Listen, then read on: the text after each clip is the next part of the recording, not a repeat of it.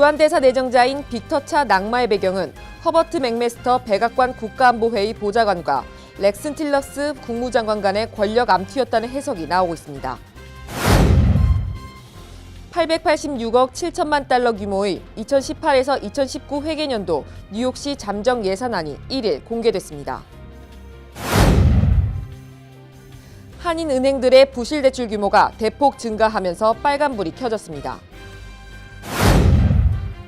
코리 존슨 뉴욕 시의회 의장이 에어비앤비에 게시되는 불법 렌트 단속 강화 의지를 밝혔습니다. 뉴저지주 레오니아 타운 정부의 비거주자 차량 진입 제한 조치가 결국 소송전으로 번졌습니다. 레오니아 인근 엣지워터에 사는 한 변호사가 해당 조치가 위법이라며 주 법원에 제소한 것입니다.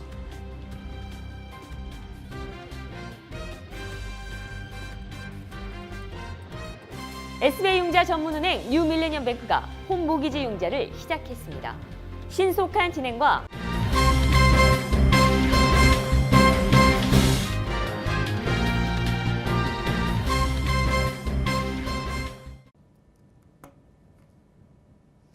시청자 여러분 안녕하십니까? 2월 2일 KBTV 뉴스9 김아라입니다. 주한대사 내정자인 빅터차 낙마의 배경은 허버트 맥메스터 백악관 국가안보회의 보좌관과 렉스 틸러슨 국무장관 간의 권력 암투였다는 해석이 무성합니다. 북핵 문제 관련 틸러스는 북한과의 대화를 모색한 반면 맥메스터는 대화로 해결될 일이 아니다라며 대북 강경 정책 고수를 주장해왔는데 이번 빅터차 내정이 철회된 배경에도 이런 역학관계가 깔려 있었다는 것입니다. 맥메스터는 틸러슨의 대북 대화론을 못마땅해 했는데 빅터차가 이에 동조하는 듯 대북 선제 타격 정책을 반대하자 낙마시켰다는 것입니다. 많은 군사 전문가들은 빅터차의 내정 철회 사태를 몰고 온 것으로 알려진 코피 전략, 즉 선제 타격 전략은 엄포가 아니라 현실성이 있는 것으로 보고 있습니다. 온라인 매체 VOX는 2002년 이라크전 시작 때와 마찬가지로 수개월 동안 백악관 내부에는 선제 타격을 제안하는 목소리들이 많았다며 많은 군사 외교 관련자들은 전쟁에 가까워졌다는 생각을 하고 있다고 보도했습니다. 이와 관련 척 헤이글 전 국방부 장관은 선제 타격은 수백만 명의 목숨을 담보로 하는 무모한 도박이라고 비판했습니다. 886억 7천만 달러 규모의 2018에서 2019 회계년도 뉴욕시 잠정 예산안이 1일 공개됐습니다. 빌 드블라지오 시장은 이날 현 회계년도 대비 7억 5천만 달러 증액된 잠정 예산안을 발표하며 뉴욕시를 미국에서 가장 공정한 대도시로 만들기 위한 전략적 투자가 핵심이라고 밝혔습니다. 예산안에는 특히 3세 아동을 대상으로 한 무상 프리킨더가든 프로그램 확대 계획에 박차를 가해 당초 올해와 내년에 2개 학군씩 추가하려던 것을 4개 학군씩으로 늘렸습니다. 이로써 2020년까지 12개 학군에서 14,879명을 대상으로 실시되며 2021년까지는 모든 3세 아동에게 무상 교육을 실시한다는 것이 목표입니다. 시장은 현재 연방정부 정책 변화로 7억 달러, 주정부로부터 4억 달러가량의 지원금, 세수 손실 위험이 있다며 향후 4년간은 일반 예비비를 매년 10억 달러씩 적립하고 공공부문의 부분 고용 동결과 부채 상환 등으로 9억 달러를 절감해 균형 재정을 달성하겠다고 밝혔습니다. 한인은행들의 부실 대출 규모가 대폭 증가하면서 빨간불이 켜졌습니다. 보도에 양준하 기자입니다. 연방예금보험공사가 이를 발표한 2017년 한인은행 4사분기 영업실적에 따르면 뉴욕 일원에서 영업 중인 10개 한인은행의 작년 12월 말 현재 미회수 부실대출 총액은 1억 7,813만 1천 달러로 집계됐습니다. 이는 전년 같은 기간에 비해 무려 12.4% 증가한 수치입니다. 특히 미회수 부실대출 가운데 30일에서 89일 연체 금액은 약 1,200만 달러 증가하면서 26.7%나 상승했습니다. 무수익 부실대출 역시 증가율이 10%에 육박했습니다. 반면 90일 이상 연체된 부실대출은 감소한 것으로 조사됐습니다. 총 1,913만 1,000달러로 작년에 비해 8.2% 감소하면서 2천만 달러대 아래로 떨어졌습니다. 한인은행 관계자는 이와 관련 한인업계가 장기적인 침체를 겪고 있는 여파가 자금 흐름에 악영향을 끼치면서 부실대출 급증으로 이어진 것으로 파악된다면서 이 같은 영향이 당분간 이어질 것으로 예상되는 만큼 한인은행들마다 부실 대출을 줄이려는 대책 마련에 안간힘을 쓰고 있다고 전했습니다. KBTV 양준하입니다. 코리 존슨 뉴욕 시의회 의장이 숙박 공유 온라인 업체 에어비앤비에 게시되는 불법 렌트 단속 강화 의지를 밝혔습니다. 그는 아파트 전체를 30일 미만으로 임대하는 것 자체도 불법이고 그에 대한 렌트 광고 또한 불법이라며 이 문제에 대한 주민들의 민원이 심각한 수준이라고 말했습니다. 구체적인 단속 방안으로는 불법 호텔 시설 단속을 전담하는 시장실 산하 특수 단속반의 운영 예산을 증액시켜 조사관을 늘리고 불법 임대에 대한 311 민원에 즉각적으로 대응할 수 있도록 한다는 방침입니다. 하지만 이 같은 단속 강화가 제대로 이행돼야 한다는 지적도 제기되고 있습니다. 에어비앤비의 공공정책 담당관 조시 멜처는 숙박 공유 커뮤니티를 어지럽게 하는 나쁜 건물주들을 퇴출시키는 것에는 동의한다고 말하며 하지만 그동안 시장실 특수단속반은 합법적인 방법으로 운영하는 무고한 시민들에게 벌금을 부과한 전력이 있으니 이러한 문제가 먼저 개선돼야 한다고 전했습니다. 트럼프 대통령이 누네스 메모를 공개하기로 하면서 미 연방수사국과 정면으로 충돌했습니다. 보도에 양준하 기자입니다. 도널드 트럼프 미국 대통령은 2일 자신의 대선 캠프와 러시아 간 내통 의혹을 둘러싼 연방수사국의 수사 편향성을 비판하는 이른바 누네스 메모의 공개를 승인했습니다. 이 메모는 공화당 소속 데빈 누네스 하원 정보위원장의 이름을 딴 4쪽짜리 문건으로 하원 정보위는 FBI와 민주당의 반대에도 불구 공화당 주도로 FBI의 수사 편향성을 비판하는 이 문건 공개를 표결로 결정한 바 있습니다. 트럼프 대통령은 이 메모 공개를 승인함으로써 FBI의 수사 자료를 근거로 러시아 스캔들을 수사해온 로버트 뮬러 특검을 흔든다는 보관인 것으로 알려져 정치권의 큰 파장이 예상됩니다. 공화당 소속 데빈 누네스 하원 정보위원장이 작성한 이 기밀 메모는 FBI가 2016년 대선 당시 트럼프 캠프 인사에 대한 감시 영장을 신청하면서 민주당 진영에서 제공한 정보를 사용했다는 내용을 담고 있습니다. 또 다른 백악관 관계자는 트럼프 대통령이 누네스 문건을 기밀 리스트에서 해제할 것으로 보이지만 정확한 공개 방법은 아직 궁리 중이라고 전했습니다. 뉴욕타임즈도 고위 정부 관계자를 인용 트럼프 대통령이 문건 공개 이견이 없으며 공개되는 문건은 수정할 필요가 없다는 뜻을 2일 의회에 전달할 것으로 예상된다고 전했습니다. FBI와 법무부는 문건 공개가 국가안보에 해를 끼치고 대중을 오도할 수 있다며 반대 의사를 분명히 했지만 트럼프 대통령은 강행 의지를 굽히지 않았다는 얘기입니다. 한편 논란의 배경인 로버트 뮬러 특검팀의 수사는 정점에 치달아 트럼프 대통령에 대한 대면 조사를 앞두고 있습니다. KBTV 양준하입니다. 전국적으로 웹사이트를 겨냥한 장애인 권익 소송이 급증하면서 한인 업체들도 잇따라 소송을 당하고 있습니다. 장애인 권익 소송은 지난 1990년 제정된 장애인법에 따라 장애인 차별 행위에 대한 손해배상을 청구하는 것으로 그동안 주로 장애를 이유로 한 고용 차별이나 장애인 편의시설이 없는 기업과 소매업체 등이 소송 대상이었습니다. 하지만 최근 들어 웹사이트에 시각장애인을 위한 장치가 없다는 이유로 제기되는 웹사이트 이용 제한 소송이 급증하고 있습니다. 장애인 권익 소송 현황을 조사하는 전문 블로그에 따르면 지난해 전국에서 제기된 웹사이트 이용 제한 소송은 총 800여 건이었습니다. 전체 장애인 권익 소송은 총 7,663건으로 웹사이트 관련 소송이 10% 이상 차지하고 있는 셈입니다. 이러한 웹사이트 이용 제한 소송은 한인업체도 예외가 아닙니다. 뉴욕주에서 지난해 3개 한인업체가 소송을 당했고 올해 1월에도 2개 한인업체 등 총 5개 업체를 상대로 소송이 제기됐습니다. 지난해에는 1년 동안 3건이었지만 올해는 1월 한 달에 2건이 제기된 것을 감안하면 올해는 더욱 늘어날 전망입니다. 뉴저지주 레오니아 타운 정부의 비거주자 차량 진입 제한 조치가 결국 소송전으로 번졌습니다. 레오니아 인근 에지워터에 사는 한 변호사가 해당 조치가 위법이라며 주 법원에 제소한 것입니다. 원고인 제클린 로즈는 레오니아 정부의 조례가 공공도로 이용 권리를 침해했다며 최근 소장을 제출했습니다. 그는 이 조치로 인해 수천 명이 피해를 입었으며 부당한 조례를 바로잡을 필요성을 느껴 소송을 제기했다고 밝혔습니다. 레오니아 타운 정부는 지난달 22일부터 출퇴근 시간대 비거주자 차량의 타운 내 로컬 도로 진입을 통제하고 있습니다. 소송을 제기한 로사는 평소 이용하던 도로를 이용하지 못해 5분에서 20분씩 더 운전을 하고 있다며 만약 모든 타운들이 레오니아처럼 로컬 도로를 통제한다면 어떤 일이 벌어지겠는가, 모든 운전자들은 고속도로만 이용해야 한다고 주장했습니다. 이에 대해 유다 지글러 레오니아 시장은 해당 조치의 필요성에 대해 이해해 주길 바라며 아직 시행 초기이기 때문에 필요한 사항은 개선할 수 있다고 밝혔습니다. 살해설이 끊임없이 제기되어 온 나탈리 우드의 죽음이 37년 만에 밝혀질 것인가에 많은 관심이 집중되고 있습니다. 보도에 양준하 기자입니다.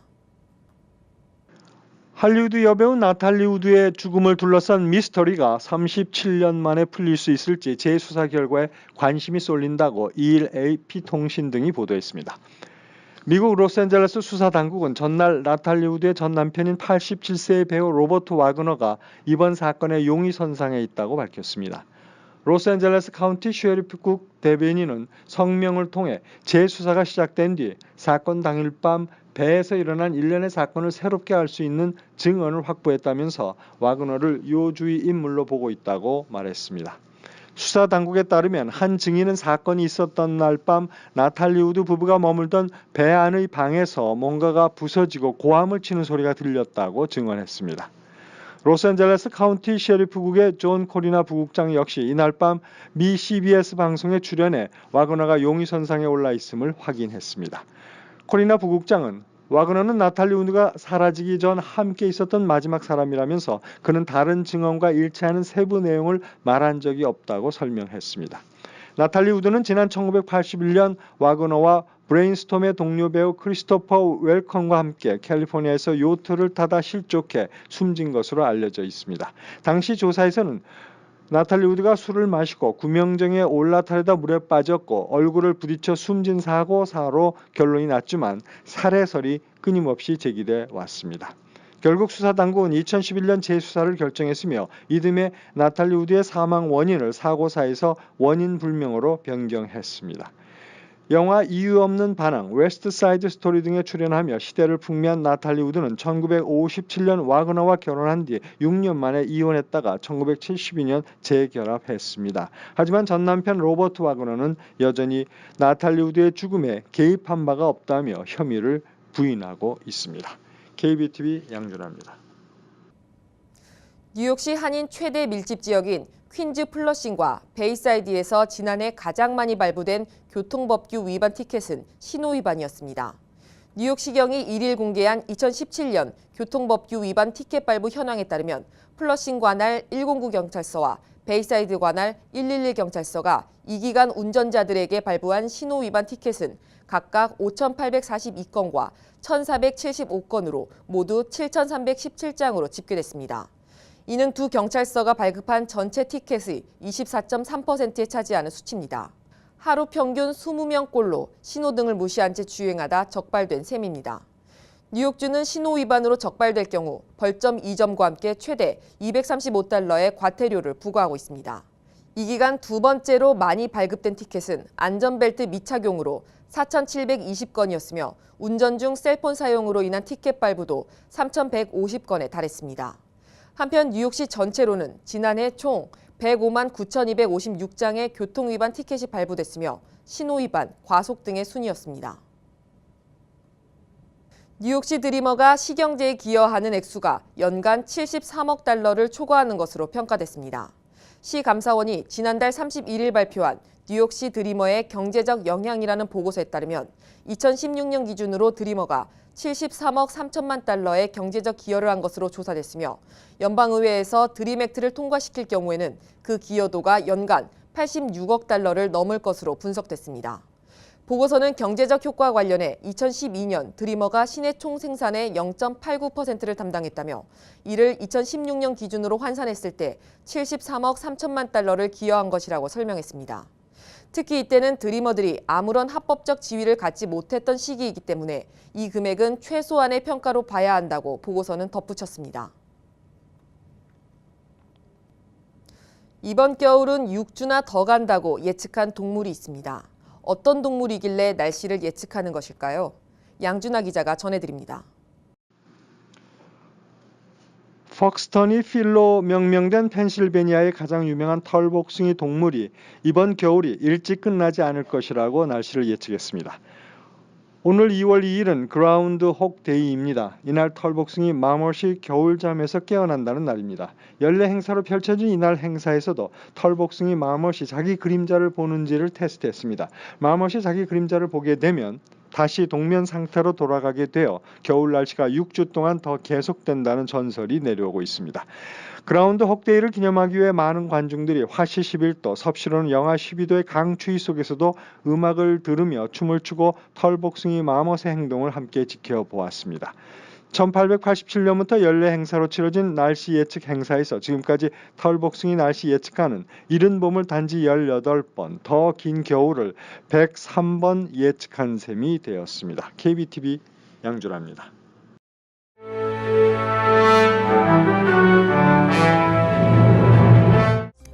(2월 1일) 사건과 사고입니다. 경찰 추적을 따돌리기 위해 고속도로에서 위험천만한 고개 질주를 감행했던 운전자 3명이 체포됐습니다. 미주리주 캔사스 TV 방송국 헬기에서 촬영한 영상입니다. 이 영상은 고속 질주하는 차량을 쫓는 경찰과의 아슬아슬한 추격전을 보여주고 있습니다. 운전자들은 경찰을 따돌리기 위해 고속도로에서 무서운 속도로 달리고 있습니다. 그러나 운전자들은 경찰차의 제지로 주행을 멈추고 차량에서 나와 두 손을 들고 항복했습니다. 이 사건의 자세한 경위는 조사 중에 있습니다. 목요일 아침 뉴저지 78번 고속도로에서 두 대의 차량이 충돌하면서 출근길 주민들이 심각한 교통체증으로 불편을 겪었습니다. 사고는 이날 아침 7시 27분경 스프링필드 47.6마일 지점의 이스트바운드 차선에서 발생했습니다. 이에 따라 사고 현장 차선 일부가 오전 9시 35분까지 닫혀 있었으며 이 지역을 통과하는 차량들은 교통 혼잡을 겪어야 했습니다. 경찰은 사고를 낸 도요타 코롤라의 운전기사를 인근 병원으로 후송하기 위해 헬리콥터를 동원했습니다.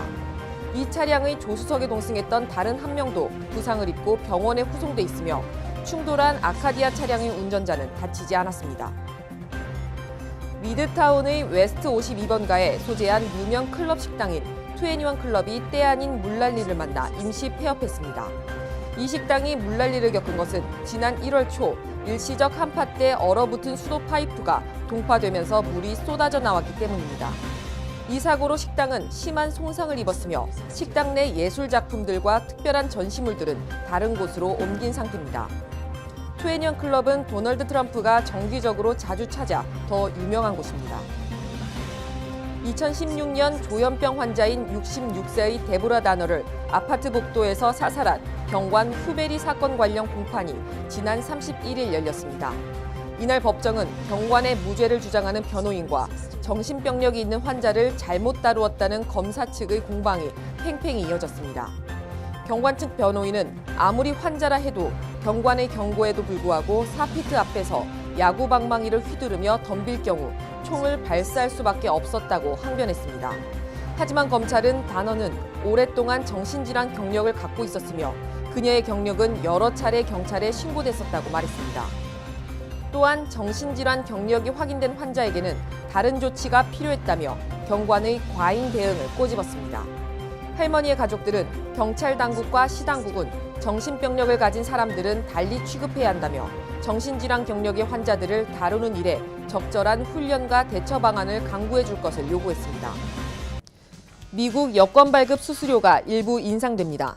국무부는 지난달 31일자 관보를 통해 우편이 아닌 직접 방문을 통한 여권 발급 신청 시 추가로 부과되는 처리 수수료를 오는 4월 2일부터 현재의 25달러에서 35달러로 올린다고 발표했습니다. 뉴욕, 뉴저지 이런 한인은행들이 한민족의 명절인 설날을 앞두고 무료 송금 서비스를 시작합니다. KB 하나은행은 1일 서비스를 시작했으며 노아은행은 3일부터 신한은행 아메리카, 퍼시픽시티, 뉴밀리니엄 등 3곳은 오는 5일 일제히 서비스에 돌입, 16일까지 수수료를 면제합니다. 뱅크 오브 호프는 6일, 메트로시티뱅크와 뉴뱅크는 9일, 우리아메리카은행은 12일 등 무료 송금 서비스를 실시하며 15일과 16일까지 이어집니다. 맨해튼 한인 상인들이 깨끗한 코리아타운 거리 조성에 동참을 호소하고 나섰습니다. 이 지역 한인 상인들의 모임인 K타운 상인 번영회는 1일 기자회견을 열고 코리아타운의 거리 청소에 회원 업소들이 적극적으로 참여해 줄 것을 당부했습니다. 현재 번영회는 32 스트리트 브로드웨이에서 5 에비뉴 구간 청소를 진행하고 있지만 향후 메디슨 에비뉴까지 거리 청소를 확대할 계획입니다. 한인 학생들이 많이 재학 중인 뉴저지주 노던밸리 리저널 올드테판 고등학교에서 한 학생이 칼을 소지한 것이 적발돼 소동이 일었습니다. 올드테판 경찰에 따르면 1일 이 학교 학생이 주머니 칼을 가지고 등교했다가 적발됐으며 해당 학생이 한인인지 여부는 공개되지 않았습니다. 학교 당국은 해당 사건에 대해 자세한 정보를 제공하지 않았지만 이번 사건과 관련해 어떠한 위협 행위가 발생하지는 않았으며 학생과 교직원들은 안전히 수업을 진행했다고 밝혔습니다. 계속해서 포커스인과 커뮤니티 브리핑이 이어집니다.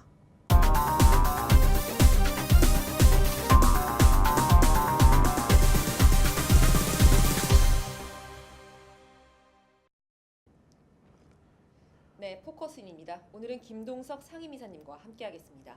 안녕하세요. 안녕하세요. 네, 부패 혐의로 오랫동안 재판 중이었던 뉴저지주 연방 상원의원인 밥 메네덴스가 이제 완전하게 혐의가 풀렸는데요. 올해 두 번째 임기가 끝나니까 선거도 치러야 되는데 그 무죄를 받았다는 뉴스가 어떤 내용인지 설명 좀 해주시겠어요? 큰 뉴스입니다. 네. 지난 1일 날이죠. 1일 날 뉴욕 타임스 일면에 이어서요. 그다음에 안에 굉장히 길게 뉴스가 났는데 오랫동안 연방 상원의원이 오랫동안 고생을 하다 이 재판 중에 정말 고생 많이 했죠. 그러다 이제 거의 완전하게 그 무죄에 나왔습니다. 뉴저지 연방 상원의원 둘이 있습니다. 하나는 흑인 코리 부커고 한 분이 이제 우리 얘기하려는 밥 메넨데스 의원인데 메넨데스 의원이 시니어예요. 오래됐죠. 여기 유니언시티, 호보콘, 저지시티 요 연방 하원 지역구에서 한 10여 년 연방 하원 의원을 하고 그다음에 상원 의원이 돼 가지고 그리고 큐반 출신입니다. 그리고 이제 큐반들이 현안이 있기 때문에 정치적 힘이 굉장히 커요. 그 유니언시티 중심으로 미국의 제일 수준이 높은 큐반인들이 몰려 살죠. 여기에 아주 탄탄한 지지를 기반을 갖고서 오랫동안 정치를 해온 밥 메넨데스 의원이 드디어 자유의 몸이 됐죠. 혐의를 벗었습니다. 무죄가 됐습니다. 내용이 어떻게 되나 하면은 이분이 이분을 후원하고 지원하고 지지하는 사람 중에 플로리다에 사는 분이 있어요. 이 안과 의사인데 이분한테 인센티브를 받고 여행을 같이 하고 뭐 이런 좀 혐의를 받았었습니다. 그래서 FBI한테 조사를 받고 해가지고 이게 기소가 됐죠. 이렇게 이제 재판을 치러야 될 만큼 검찰한테 기소가 돼서 그렇게 해서 한 1년 반 이상을 고생했습니다. 그러니까 다른 거 못하고 또 이 재판을 해야 되니까 다른 정치 활동을 못하고 변호사를 써야 되고 그런 재판의 변호사는 돈이 너무 비싸죠. 그래서 그런 돈도 만들고 하느라고 굉장히 고생을 오랫동안 했는데 이게 이제 무죄가 됐거든요. 근데 이 이제 히든 스토리가 있습니다. 왜냐하면은 정말 우리 한인들에게도 익숙한 분야예요. 밥 메넨데스 의원이라고. 이분이 그 큐반들 미국 코밑에 있는 큐바잖아요. 그러니까 큐바가 그 60년대 카스트로가 들어오면서 공산 정권이 세워지니까 공산 카스트로 정권이 싫어하는 그걸 싫어하는 큐바인들이 다 미국으로 이렇게 탈출을 하죠. 배를 타고 들어오고 그래서 플로리다에 많이 큐바인들이 살고 또 대도시 뉴욕으로 왔죠. 그러니까 이 미국에 와서 사는 큐바인들은 대부분이 카스트로를 반대합니다. 미국의 힘으로 카스트로 정권을 없애고 다시 큐바로 가야 되겠다라는 그런 그 꿈을 갖고 있으면서 정치적인 힘을 만들죠.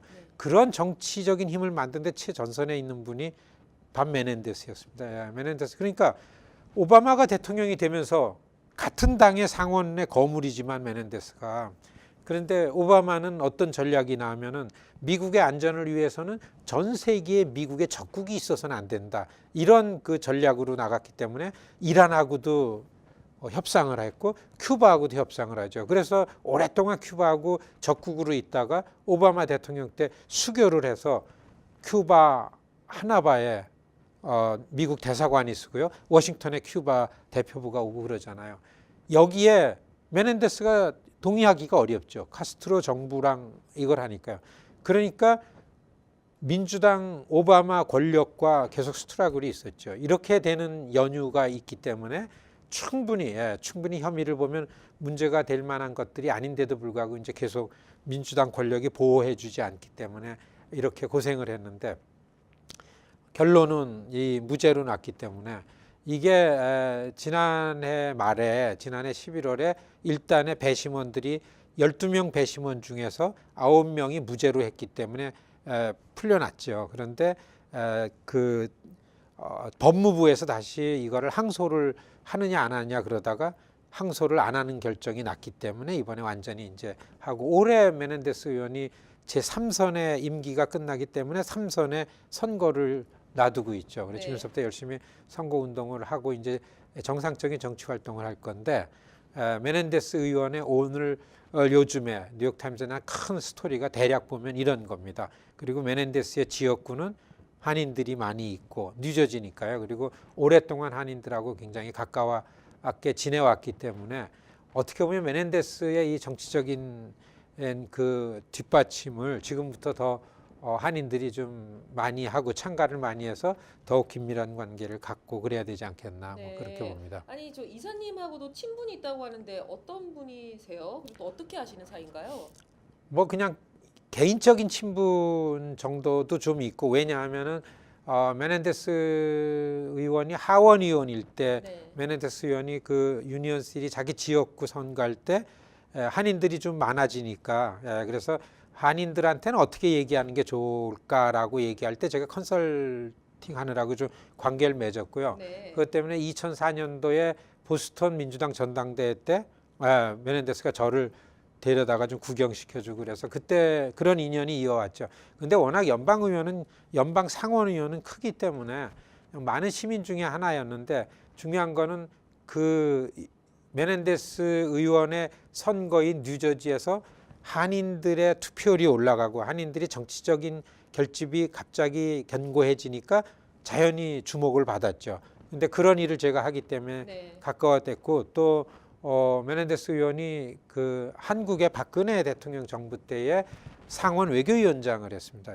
여러분들 미국의 상원 외교위원장이면요 외교 문제에 있어서는 대통령과 버금가는 권한이 있습니다. 인사권이 있고 예산 심의를 하고 이런 거기 때문에 상원 외교위원장은 정말 대통령 이상으로 이런 그 권한이 있는데 그럴 때에 자기 지역 뉴저지 한인들과의 관계를 가지고 한국의 입장에서 평화, 인권 뭐 이러고 그다음에 아시겠지만 이 버겐 카운티나 팰리세이드 파크에 있는 인권의 문제인 위안부 기림비 같은 거 네. 우리가 뭐 행사할 때 적극 서포트하고요. 네. 아주 친근감 있고 친밀한 그런 분이 이제 됐기 때문에 그리고 또 저희가 제가 이 법원에서 고생할 때에 열심히 찾아다녔습니다. 그래서 지난번에 저 한인들이 의리를 잘 지킨다. 자기가 어려워졌는데도 불구하고 나와서 이렇게까지 네. 해준다. 그래서 굉장히 가까워졌는데 네.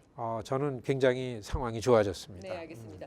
시간 관계상 이제 마지막으로 메넨데스의 올해 선거에 대해서 간략하게 말씀해 주시겠어요? 오랫동안 정치 활동을 못했으니까 선거가 쉽지는 않겠죠. 그리고서 그 재판 중에 그 리걸피가 변호사비가 많이 들기 때문에 그 선거 자금 같은 거 만드는 것도 쉽지 않겠고 그래서 이런 부분이 좀 있습니다. 그리고 또 거의 대부분이 메넨데스 의원이 아웃되는 줄 알았어요. 그러니까 네. 같은 당에 있는 이 도전자들이 때는 이때다고서 막 의원 입장에서는 버릇 없이 치고 올라온 게 많고 네. 그래서 이렇기 때문에 그렇지만 이제 현직의 몸으로 하기 때문에 아시겠지만 여러분들 미국 정치인들은 현직 프리미엄이 굉장히 높습니다. 그래서 메넨데스 의원 올해 선거 쉽지 않지만은 분명히 아주 열심히 선거 운동을 해가지고 3선의 문안이 들어가지 않겠나 이렇게 전망합니다. 네, 말씀 감사합니다. 네. 지금까지 김동석 상임이사님과 함께했습니다. 감사합니다. 고맙습니다.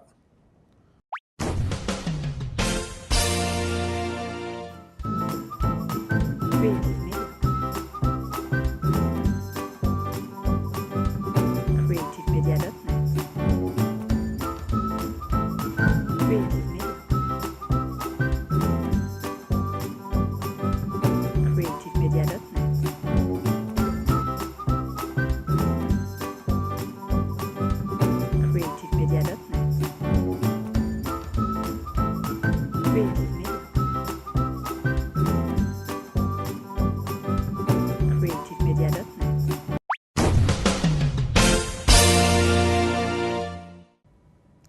이어지는 순서 건강한 가정, 행복한 한인사회를 위해 함께합니다. 한국인을 아는 병원, 실력 있는 병원, 홀리네임 병원. KBTV 오늘의 날씨는 홀리네임 병원에서 제공합니다.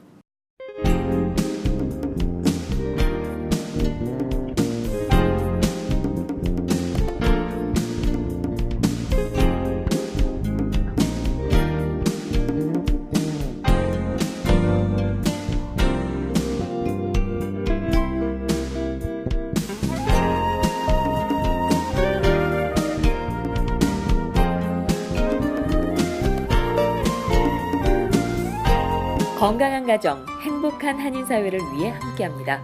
한국인을 아는 병원, 실력 있는 병원, 홀리네임 병원. KBTV 오늘의 날씨는 홀리네임 병원에서 제공합니다. 이상으로 2월 2일 KBTV 뉴스9 모두 마치겠습니다.